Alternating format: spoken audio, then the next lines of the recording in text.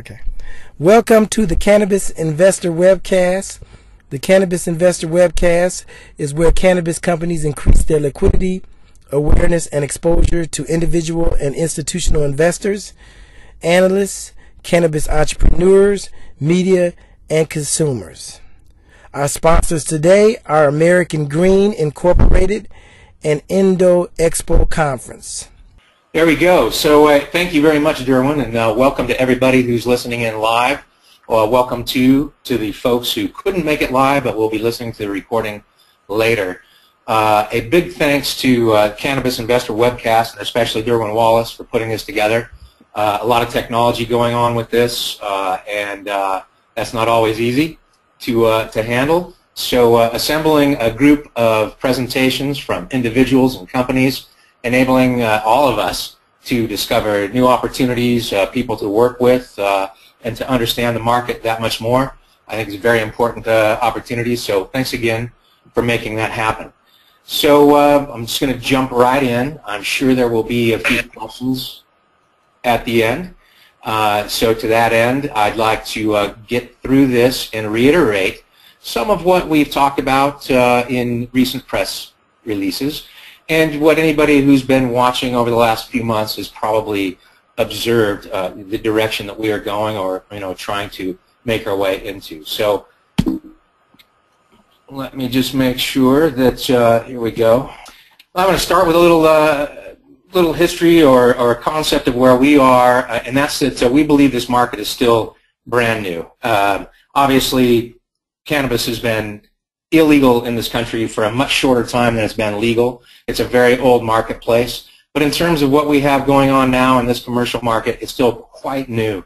So developing trend lines and methodologies, strategies, and tactics, we can't rely on what somebody did 5 years ago or 10 years ago with regards to this. And as a reminder, it is still a Schedule I narcotic at the federal level. The point of this is that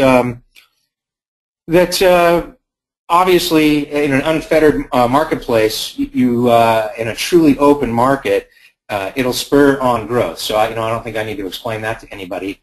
But right now, we have a lot of companies who, including our own, who look at both the opportunities with the picks and shovels, which go nationwide, and then things that are more localized, state by state, out of necessity. So, within the marketplace, almost everything that we do and touch requires production of the root product, being cannabis itself. And it's a 3-month minimum cycle to test new strains and techniques. So obviously you can stagger your grows, have things coming out regularly.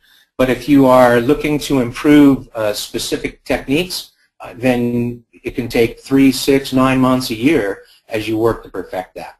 So as we add new opportunities to our company, we don't expect to see sudden growth in that necessarily. We expect to get it right and then come out with what we plan to enter into. And all this adds up to exciting challenges and extraordinary opportunities. There are constant daily challenges of considering the necessary regulatory aspects of it, of considering how to spread out, whether to go very locally, whether to look nationally, or a combination therein, which is what we believe is the best means of accomplishing this. Again, back to the first point of being a very new marketplace. What happened with automobiles? It grew very slowly. What happened with any new market that came out? Even the internet took several years to grow into something mature enough that you could launch something new on a dime. However, the internet has sped things up. So we believe that it will increase the speed of this market developing, but nevertheless, it requires a period of time to ensure that you're cautiously going down the appropriate road. And we've got over 50,000 investors and growing. So apparently there's a few people out there who believe in what we collectively as a market segment are doing, and we specifically as American Green. And we appreciate all that support. This summer has been one of really organizing and growing what we believe to be the best means for our organization to go forth with. And that means taking from some of those mature markets the methodologies and strategies that have made them successful and implementing them here. So our team has grown dramatically, and our organization has really been steadied over these last few months. And those of you who I know there are a few of you on this right now who I've communicated rather regularly with, and you've probably seen less of me over the last few months, and that's why we are literally working from bell to buzzer daily to ensure that as this exciting market grows, we're prepared to handle that. We've got, we believe, multiple segments which include cultivation, extraction and manufacturing, retail, which is this consumer-facing slide, and finally brand awareness and general education. And on the consumer-facing side, we've made a very specific choice not to become too involved in what I would call a retail marketplace, mainly because we're not a retail company. Those people who manage that very well, I have the utmost respect for, having worked in that for a period of time, tracking, calculating what's coming down the road, preparing for that. The retail marketplace is very challenging. And those who do it right do great, and many other people have fail along those lines. And it's not our wheelhouse. So to that end, we've looked to facilitate the consumer-facing market with Zaz, and we've looked to enter into the consumer-facing market in one section only at this point, and that would be the CBD marketplace. So first to Zaz. Everybody's familiar with our initial machine, the Mach 1. It was the first to market with the consumer-facing automation, including the age-verified vending to complement and expand existing dispensary business. And the last 4 months of studying how that's worked and implementing additional technologies in there to ensure that our initial product could enable us to grow into future iterations has absolutely been invaluable, and we couldn't trade that for anything. With that said, we are within weeks of bringing to market the Mach 2, which has got those implementations as discussed. Centralized business intelligence connecting our machine network, enabling easy integration with premium services like Cannabis, MJ Freeway, and Buyout THC. And we're partnered with several major players in the vending industry on the production side.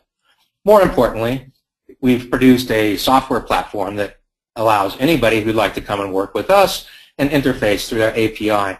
So it's not a rigid machine-by-machine model, but rather a network, as we've always planned on making, and we'll continue to move forward with that. It's something that is easily plug and play with new technologies, because we don't believe that we've solved all the issues out there, nor that we will be the company to do that, but rather create an interface allowing those who do to bring it and work with us. And concomitant to Mach 2 development, we're working on the future, which will enable the preferred customer medicine pre-order for easy pickup or delivery as just one of the aspects of what that will enable. Enhanced inventory control, enhancements on every level of what it does, including a better-than-human age verification process. So Zaz is not static, it's not going away, and we're very excited about where it is going. The CBD market, however, we believe the aspect of either the wholesale or retail business holds a great deal of opportunity. And I know some of our previous presenters pointed out the fact that, presenters today that is, pointed out the fact that there is a growing division, not in a negative way, but a growing focus on the adult use market versus the continued study into the medicinal aspects. And obviously with Zaz, we aren't here to stand in the way of, if not whatsoever, of the growing adult use segment. However, in terms of our resources and energies, we'd like to focus for now on that CBD side, the potential medicinal side. So we've looked to source a CBD source that allows us to provide a wholesale product with regularity that can cross state lines and be trafficked internationally, because it is considered by the FDA a dietary supplement when you extract CBD specifically from hemp. And we've got a source for that that comes in multiple forms, pure, over 97.5% CBD, in a powdered form. It can be microencapsulated, utilized in foods and in drinks. And it can be utilized as a source for the various companies who are state by state right now producing all forms of very helpful and valuable topical botanicals. So the industrial hemp versus the in-state concept is simply that the in-state version derived from the cannabis plant is still considered Schedule 1. So we work state by state. We support, we've got several shareholders who've come forth with their own genetic breeds, some published authors who work in organic growing who've offered their particular strains, over 16% in independent verification in CBD. We love those products, and state by state, we will be working with them, making botanicals available via their product and or via our EU-sourced product. And when it becomes available for the in-state, when in-state products, and we believe this will be 2017, can be derived and trafficked state by state, not only will we have in-state facilities, but we'll be prepared to ship those around through the delivery mechanisms that we've created with our EU-sourced CBD. So we're very excited about that. We recognize the entourage effect. We recognize that a great deal of study still needs to be done, and we're excited to be part of that. Moving on to what acquisitions, or what I might also call our cultivation. We've got OTT, Jurassic, Truth Lighting, and the important thing here is that these are not a fixed set of products. Again, looking at some of the previous presenters today, I'd very much like to contact them and look at how we could incorporate some of what they've going. We have some related partners already. So we aren't making a suite of products that we consider to be rigid in any way, but rather to be fluid, just like the plant itself, that requires constant care and attention and changes by season and by temperature and by strain, and finding the absolute very best products available that can enable cultivation. And this will allow our, we have over 30 salespeople now, ranging all over the country, in-state, in Washington, California, Colorado, Arizona, Nevada, Wisconsin, Rhode Island, Maine, New York, and Florida, and providing them with the tools they need to either go in on the consumer-facing side with Zaz, or to the grow side, or to access the grow side versus Zaz, and vice versa, is important, because at the end of the day, your sales team drives your revenues, and revenues are the lifeblood of the company. So providing them with the organization and the organizational tools to do their job, to grow that team and teach them, and then provide them with products that they can sell with real margins has been key for us. And when I talk about teaching, our sales team undergoes a weekly training, and we've got internal testing that they have to maintain 90% or above on to qualify to sell our products, because it's important for us to know that the people representing us are speaking accurately with the potential customers out there. So we've spoken recently about managed services, the managed services opportunity. I know there are folks out there who are more active in terms of getting their hands dirty. Right now it's something that we look forward to doing, but don't feel it's our place to actually have our hands in the soil.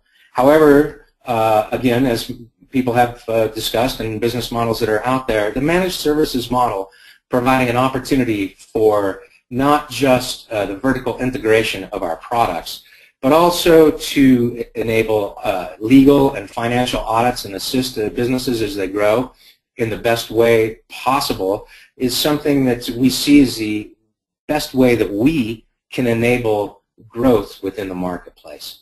So vertical integration, that means that we've got a selection of professionals on the cultivation side, very knowledgeable, who have scrutinized our products and methodologies, and when we come in and do an audit with a client who's retained our managed services, that we can take them from the seed to the sale with a product that we believe can be independently tested and be equal to or greater than available market products out there.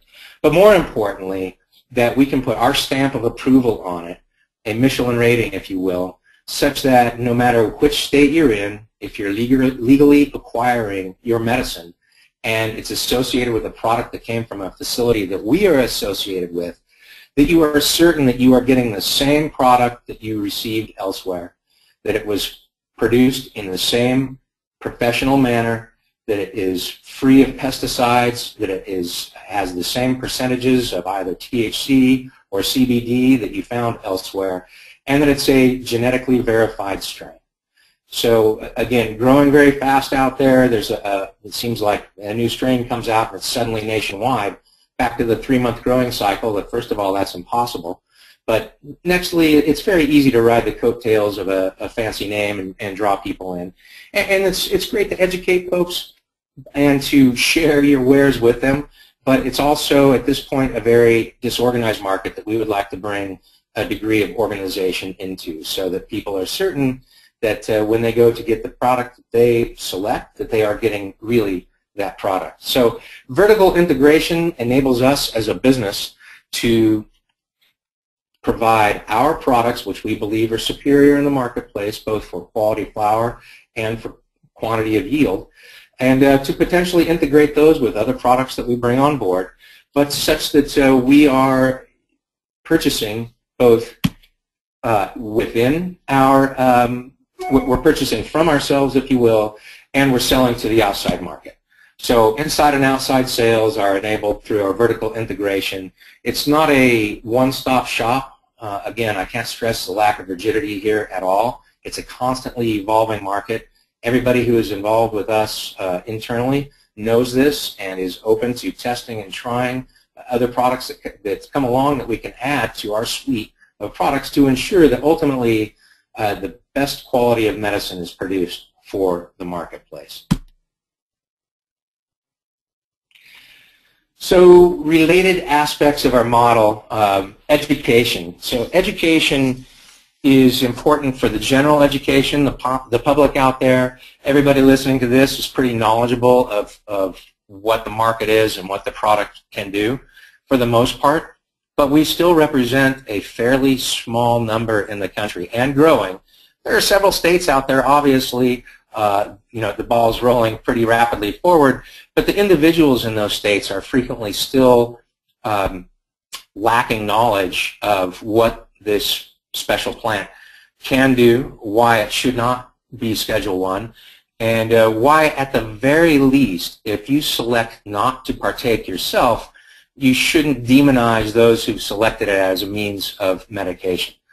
So educating the general public we see as a very important part of this, both for a business model, but also because there are still people being arrested and doing time for something that they simply should not be. Then general consumer education for those who select to utilize this form of medication or recreation.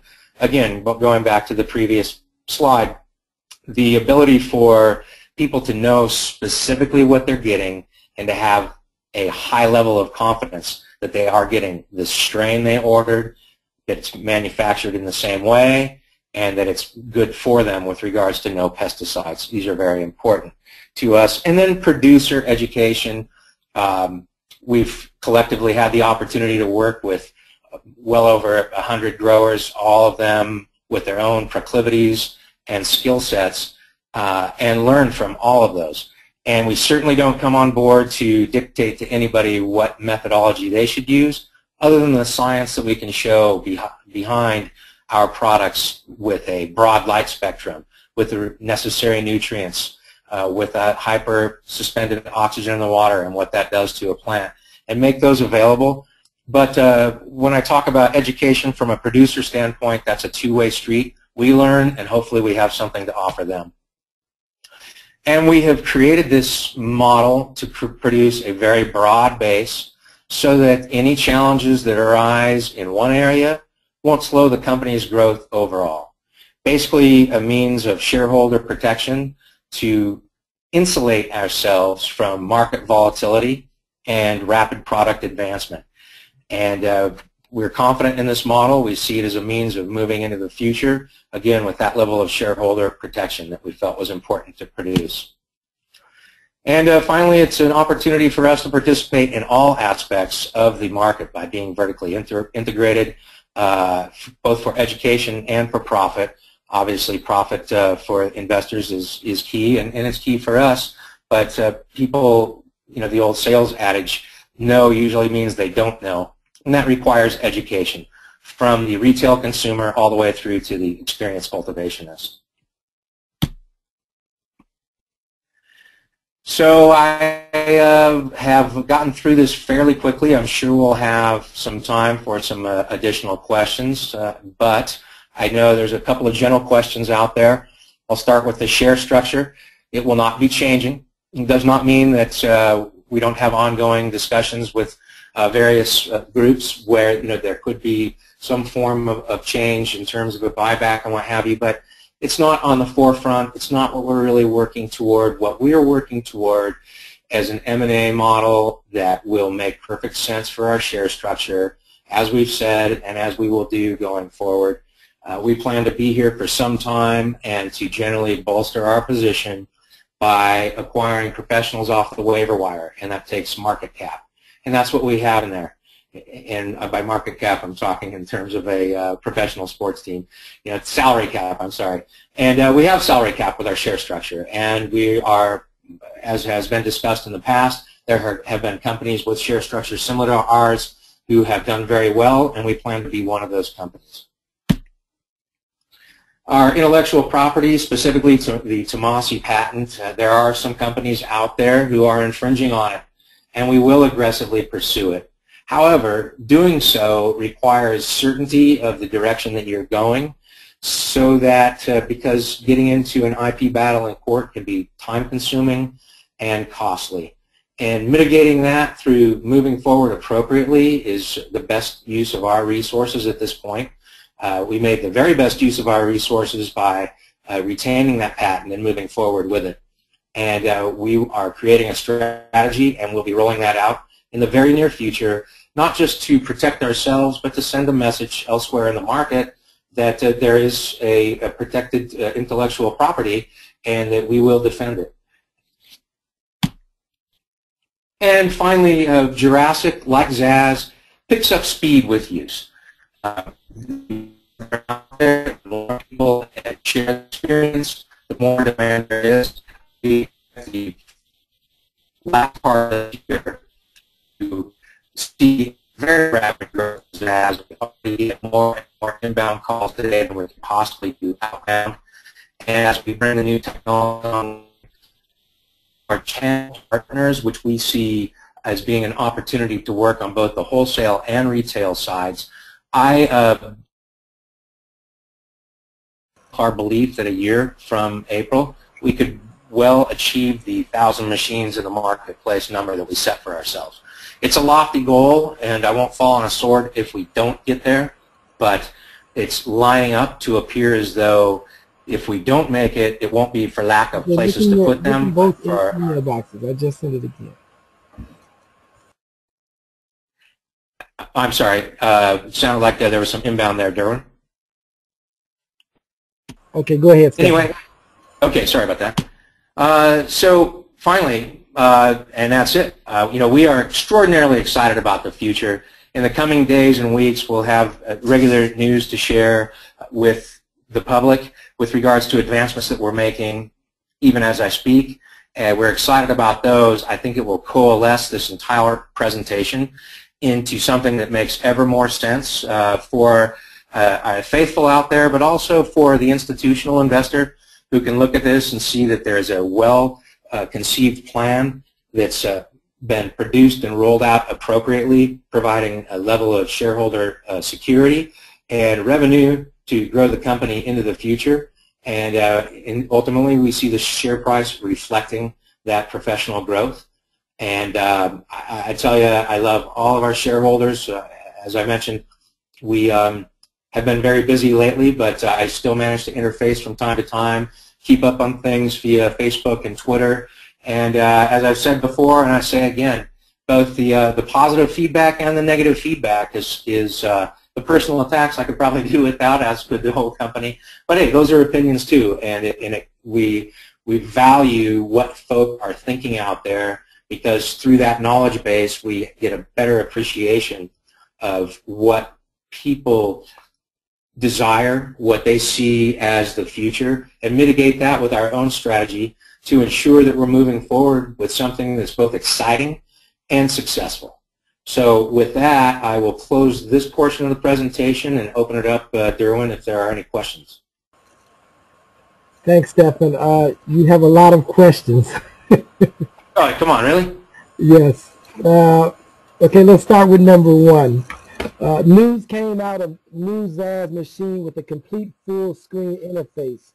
When and where will these machines be placed? So the end of October is what we're still prognosticating. If we miss the 3rd to 4th week in October, it won't be more than a week or 2 weeks behind that. They will be placed from Rhode Island through Colorado, where multiple machines are going, both in Colorado Springs and Denver. There's a machine, two machines going to LA, 2 into San Jose, so we're making a foray into California. And right now we've got, I believe, 2 machines placed into Washington. The 12 signed leases that I mentioned in that PR are in place, and we've got at least that many that are still pending. Again, there are interesting proclivities that come through the state-by-state growth of our organization. And, you know, in some places people want a lot of marketing and PR around it. In some places it's very important to them that absolutely zero patient information is captured beyond the necessity for us to establish ID. And so for each of those locations and states, it requires a little bit of personal attention and focus, machine by machine, but it's also producing a process through which we can streamline that. So the order time and the delivery time will become shorter and shorter. But I believe we released the names of several of the dispensaries in that release. We'll make them public for all those dispensaries who wish to have the additional press, and it will be in the month of October. Next question. AutoSpense has a machine similar to Zaz. Are you aware of the competition, and does that infringe on American Green's current patent? As I mentioned, I am aware of the AutoSpense machine. I've seen most of the competition out there. Some aspects of our machine are different, from refrigeration through to the networking capabilities. Again, we've got a strategy for this. We believe that there are absolutely infringements on our IP, and we'll be aggressively pursuing that. Whether or not AutoSpense by name absolutely fits in that category is not something I would address right now. But anybody who's infringing can plan to hear from us, and anybody who isn't, we wish them the best. And I believe that we will, you know, outproduce and outmarket them through superior machine and strategy. Next question. Realistically, how many Zaz placements can we expect in the next 6 months? So as I mentioned, talking about Zaz, we've got a couple of channel partners, and by channel partners I mean companies who are out there that have already have their fingerprint on better than 300 dispensaries and are looking for a custom wrapped solution wherein their product could be solely featured. This wouldn't prevent us from putting a second Zaz in there that had a blend of products representing new revenue for dispensaries. So we also have a business-to-business channel partner who's in over 130 dispensaries, currently focused only in Colorado, but their plan is to move very rapidly into Washington, first Washington, and then several other states, Oregon, California. And through these two models, going back to what I said earlier, I still feel that we can get to our mark of 1,000 unless we're held up through manufacturing. So let me set a realistic number. Given the 12 leases that are out here, it's September. I'm talking about October deployment. In the next 6 months, we're looking at April, which in fact would be a year from the initial quote unveiling in Avon. And I would say on an inside of 500, and I still have a goal of 1,000. Our next question. Any reported revenues from Zaz Machine, Jurassic Water Systems? If not, when can investors expect to see them? Real quick, I'm going to go back to the previous question. Just mentioned that I believe that we'll have over 100 machines that are placed independently by inbound calls or our sales team, and the balance of that, that's on that inside of 500 with that other 400 coming from channel partners. In best case scenario, I would see us 100 to 300 by our outbound efforts, and the balance made up by the channel partners. With regards to the revenues, nothing that I would put up on a screen or report today.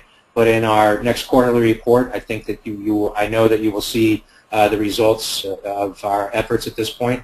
Again, all these products take a few months to both from the technology aspects of Zaz, rolling that out and bettering the product, through to the necessary time to demonstrate precisely what Jurassic is capable of. We continue to have success. We haven't dipped below a 10% increase in yield, but having independent verification of that is something that is, one grower doesn't always believe the second grower. So we are in an independent test with a very well-known organization that we will make public at the end of that test.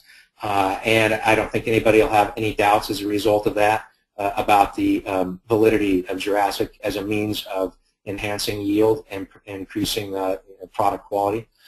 But back to the core of the question, no revenues that we're going to report today, but in our next quarterly, I believe you'll see the beginnings of something that we're pretty excited about. Next question, does Zaz comply with Colorado law?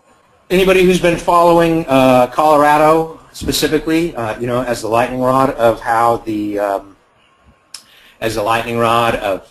the world, people come from all over the world to tour facilities there and look around, and we're members of the marijuana industry group, the MMIG there, and I regularly see and hear things with regards to, especially when Congress is in and what have you, in the state legislature that is. And the regulations are constantly being modified and upgraded. At this point, we're legally participating in the dispensaries we're in, and it's our belief that we're in full compliance. If something comes up, then we'll address it at that point. But we certainly aren't trying to do anything secret, obviously. And we're not trying to do any kind of end run, and we are wide open to discussing and modifying as necessary to ensure that any interested regulators' concerns have been put to rest. I'll be in Denver next week addressing some of those very questions. Next question, what would you deem a current weakness / deficiency in the American Green business model, and how are you addressing it? Well, it's like an interview question, eh? Yeah, a weakness. Spent over 4 months growing and educating internally our staff to fulfill our 1-, 2-, and 5-year plan for growth, and to do that correctly. And yeah, I wouldn't call it a weakness so much as a necessity of ensuring that in a market space like this, and I've mentioned this before, the challenge is that not daily but hourly, something new comes across the table that looks like an outstanding opportunity. And when you try to be everything to everyone, you wind up being nothing to anybody. And I would say that ensuring that we have reviewed the direction we're going and it complements our model is the biggest challenge, and the tendency to chase shiny pennies is the biggest, not a weakness, but it's part of that challenge. And we feel like we've got the right people together to ensure that we don't divide our efforts, so that we stay focused. And what we think brings, again, the greatest shareholder protection through a successful growth of a broad base, all of which has a capacity for positive revenues. Next question. Where do you see PPS in a year or 2 years? Will they eventually do things to increase shareholder value? Well, the easy answer is, as high as possible, as a result of a reflection of the business that we're doing. So, I can't begin to address what the actual share price could be, other than to say I'm firmly committed to getting it to above where it is now, and I'm supremely confident that it will be. Again, we look at growth in the industry. All 12 folks here are contributing to it. Another 100+ companies that aren't on today's webcast. And we see growth and maturity in the market space. And we've got elections coming in November. And, from an American Green perspective, we've got our quarterlies, which will come out at the end of the year. And then you get the traditional bump in January, all of that bolstered by continued growth as we expand into more states with our managed services and vertical integration. So, I see a pretty steady climb, which will initially be spurred on by natural market forces regarding what I just said. And then we'll be able to sustain it and grow it solidly. So, I can't prognosticate beyond that. And as we always say, don't work with us with your lunch money. But we feel like we're a very secure option for somebody who wishes to participate in the cannabis stock index. And again, I'm very confident in our model and where we're taking it. And I feel that will be adequately reflected as the proof of the way we're growing this very professionally is observed by larger investment groups. So I see, certainly I wouldn't be here, wouldn't have left a very successful career in advertising to participate in this, except for the fact that all of us investing in here, all of us working here, see something that you just see a few times in your life. If you're lucky. There's been a few things in the last 100 years who've had an opportunity for a market growth like this. And I don't expect to see another one that I can participate in, in my lifetime. So that's all upside, and we're excited about it, and it wouldn't be here if we didn't see that. So the important thing is that we grow it so there's reasoning for it, so that we can point and say, yeah, well, it's grew because of this and this and this and this that we've done and reported, and is very visible for anybody who wants to drive by or walk in and talk about it. Next question. You were saying by 2017, you will be rolling out state CBD strains, or do you have growers that will be collecting best cannabis CBD strains? Yeah, so let me clarify that a little bit. We won't be waiting until then to roll out state by state. What I meant when I said 2017 is that now there's a possibility that enough states come on, form a state's quorum, and overturn that the Schedule I listing is reduced before 2017. But should that not happen, it is our belief that the results of the 2016 elections, followed by a lame duck period, which would make it very easy for a sitting president to not have any negative impact on his party's elections, to make a move like that. And I think that in 2017 we'll see significant changes, both with regards to a reduction in the ability to move products from state to state, because there will no longer be a federal issue with that. But also there will be more federal oversight as they move into the market and ensure that things are being produced correctly and provided safely to the end client. And so, we're prepared to move into that faster should it come sooner. But we're really angling toward that to ensure that we've got an edifice built that can stand up to all the scrutiny that should come to ensure that we have a very safe market segment. And so right now, just in terms of prognosticating out there when I would expect to see that happen, 2017 following 2016 elections, and that'll be an exciting year for the whole market.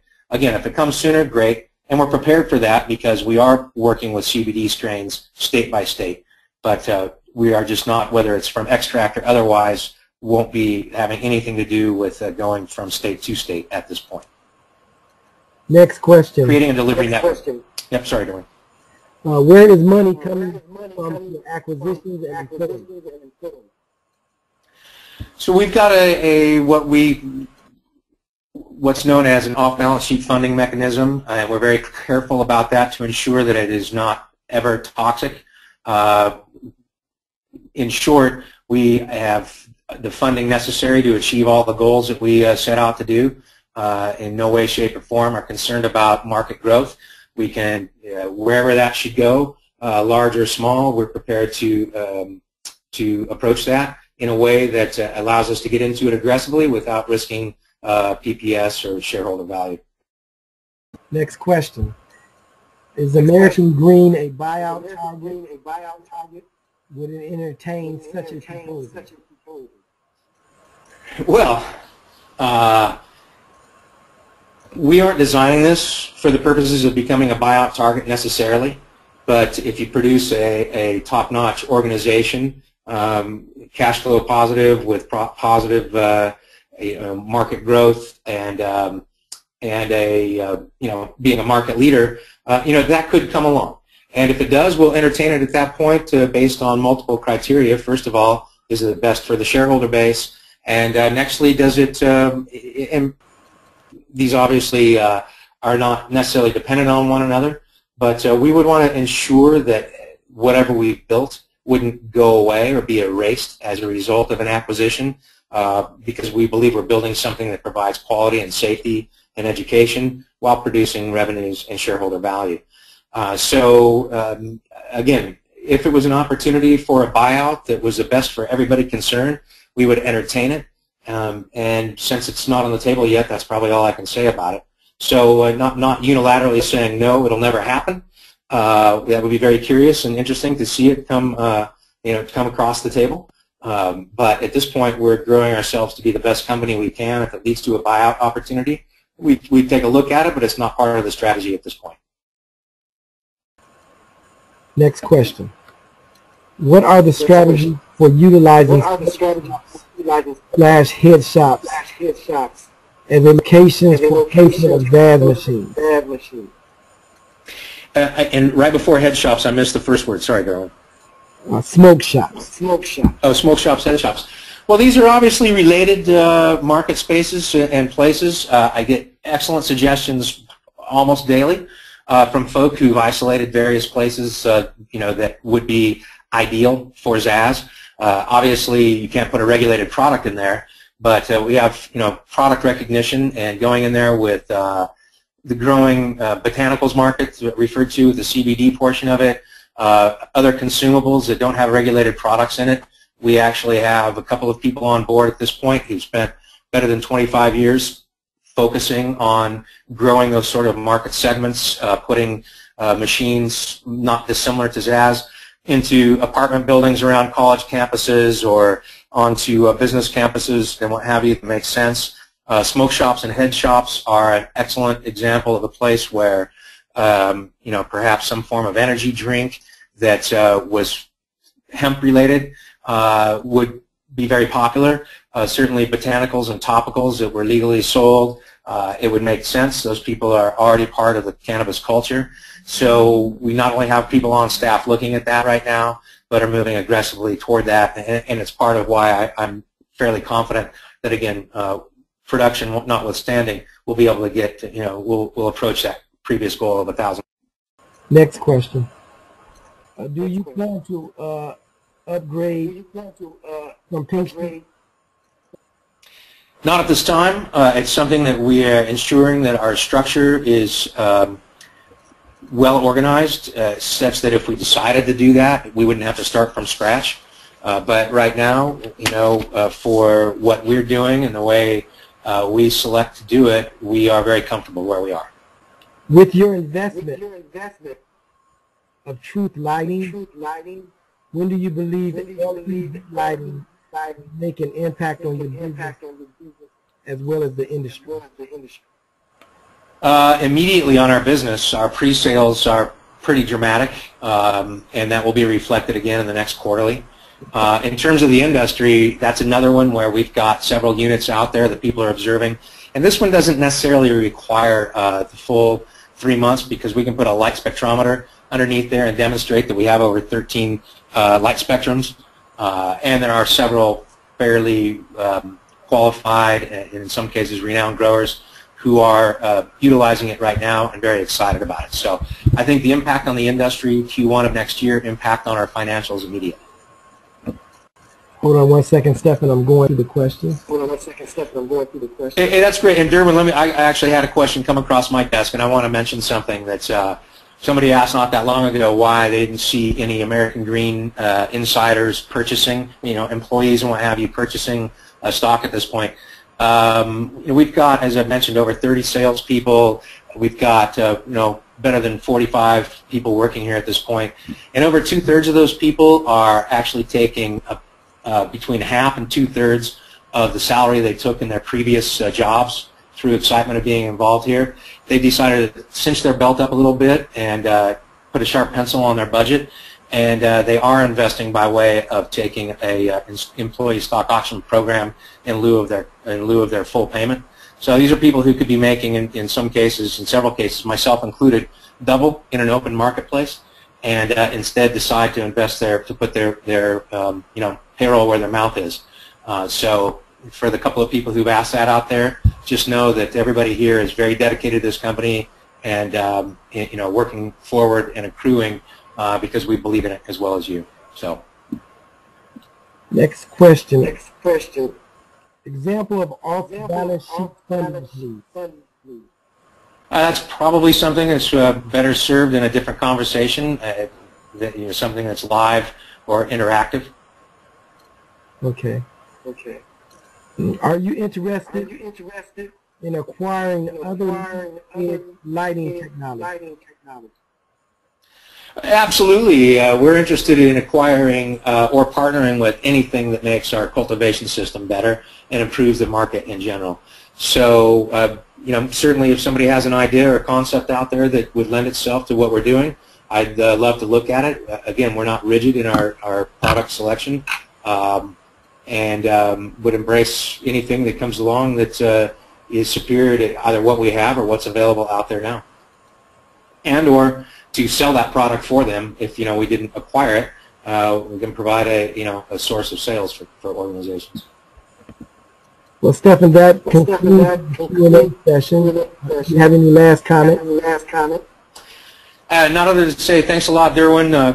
Great platform. I look forward to doing this again. I hope it's answered a few questions out there for folk who are curious, what we mean by managed services, vertical integration. I think you'll see over the next few weeks a great deal of information to further back up everything we've talked about here today. And again, I look forward to the next one and sharing our ever-growing opportunity here within this market segment. So much obliged, sir. Well, thank you. That concludes our presentation.